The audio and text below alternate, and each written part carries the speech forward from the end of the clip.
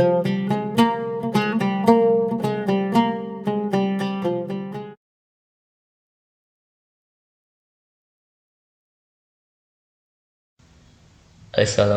warahmatullahi wabarakatuh.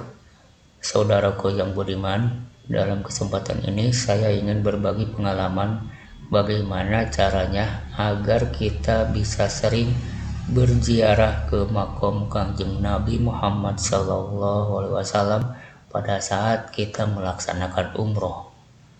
Untuk berziarah ke makam Kangjeng Nabi Muhammad SAW, kita harus mempunyai surat izin untuk masuk ke area makam. Dan untuk membuat surat izin itu, kita sebetulnya bisa saja daftar melalui online. Namun, kita akan kesulitan untuk mencetak surat izin tersebut, karena kita akan kesulitan mencetaknya di kota Madinah. Namun biasanya kalau kita bersama rombongan atau travel, kita bisa berziarah ke makam Kangjeng Nabi hanya satu kali kesempatan. Lalu bagaimana caranya kalau kita ingin sering berziarah ke makam Kangjeng Nabi? Ternyata berdasarkan pengalaman saya waktu itu ada dua cara agar kita bisa sering berziarah ke makam Kangjeng Nabi. Dan cara ini sebenarnya sangat mudah, namun masih jarang diketahui oleh orang banyak. Pengalaman saya selama 3 hari di Madinah, alhamdulillah diberi kesempatan berziarah ke makam Kangjeng Nabi Muhammad SAW sebanyak 7 kali. Alhamdulillah. Baiklah, di sini saya akan berbagi pengalaman bagaimana caranya agar kita bisa sering berziarah ke makam Kangjeng Nabi. Cara yang pertama yang sangat mudah sekali, yaitu sebenarnya kita diberi kesempatan untuk berziarah ke makom, yaitu setelah selesai sholat 5 waktu atau sholat wajib. Jadi setiap selesai melaksanakan sholat 5 waktu, kita diberi kesempatan untuk berziarah. Namun diusahakan kita melaksanakan sholat wajib 5 waktu tersebut kalau memungkinkan kita berada di pintu 2 atau pintu 3 Masjid Nabawi Madinah. Namun kalaupun tidak memungkinkan, minimal yang dekat dengan pintu 2 atau pintu 3. Sebab biasanya 1 jam atau 2 jam sebelum sholat 5 waktu, area sholat di pintu 2 atau pintu 3 sudah penuh.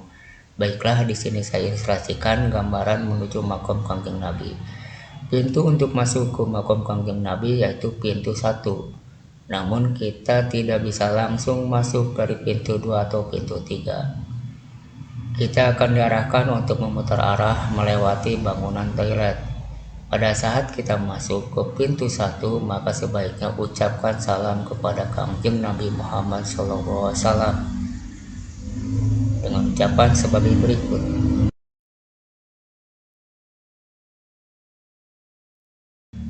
Assalamualaikum ya Rasulullah sallallahu alaihi wasallam warahmatullahi wabarakatuh. Kemudian ucapan juga salam kepada sahabat Kangjeng Nabi. Assalamualaikum ya Sayyidina Abu Bakar Siddiq radhiyallahu anhu warahmatullahi wabarakatuh. Assalamualaikum ya Sayyidina Utsman radhiyallahu anhu warahmatullahi wabarakatuh. Selanjutnya bacalah sholawat kepada Kangjeng Nabi Muhammad SAW. Sholawat apa saja yang kita bisa dan kita hafal. Pada saat masuk ke pintu 1, sebaiknya dari arah sebelah kiri pintu. Sebab setelah kita masuk ke pintu 1, kalau kita berada di tengah atau di sebelah kanan pintu, terkadang kita diarahkan ke sebelah kanan sehingga agak jauh dari makam Kangjeng Nabi. Apabila arah lurus di pintu 1 masih disekat atau dihalangi, kalau kita berada di sebelah kiri, sebaiknya kita bertahan diam di pojok sebelah kiri sekatan tersebut. Karena sekatan tersebut akan dibuka apabila orang yang berada di raudhah sudah keluar, sehingga kita bisa masuk lurus dan dekat dengan makom. Makam Kangjeng Nabi dan sahabat saat ini sudah dibakar besi, namun kita harus tahu sebelah mana tepatnya makam Kangjeng Nabi dan makam sahabat. Makam Kangjeng Nabi Muhammad SAW diberi tanah lubang besar, hanya satu lubang besar dan berada di tengah, tepat di lubang tersebut ucapkan salam kepada Kanjeng Nabi Muhammad SAW.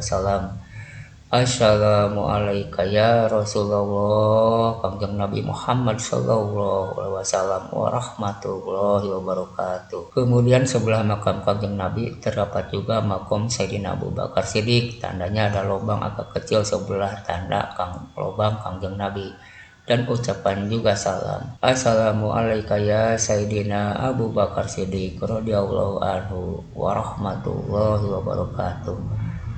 Lalu di sebelahnya lagi ada makom Sayyidina Utsman radhiyallahu anhu, diucapkan juga salam padanya.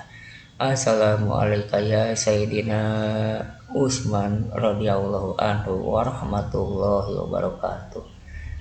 Silakan saudaraku rasakan betapa terharunya hingga meneteskan air mata saat kita mengucapkan salam kepada Kanjeng Nabi Muhammad SAW. Subhanallah. Baiklah, untuk cara yang kedua yaitu kita bisa ikut dengan rombongan orang lain. Namun kita harus ikut bersama rombongan dari negara kita sendiri. Dan dengan catatan bahwa atribut dari travel kita untuk sementara disimpan di dalam tas. Jadi jangan sampai ketahuan.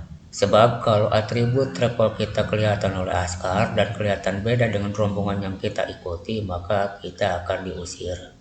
Untuk masuk ke Rodah dan makam Kanjeng Nabi, biasanya jadwal untuk rombongan perempuan sekitar jam 7 pagi hingga siang. Sedangkan untuk rombongan laki-laki dimulai sejak sholat zuhur hingga malam hari. Dan satu lagi yang perlu diketahui bahwa pada saat kita diberi kesempatan masuk ke Raudhah, kita hanya diberi kesempatan untuk melaksanakan sholat paling banyak 4 rakaat. Dan setelah itu kita sulit untuk berdoa sambil mengangkat tangan.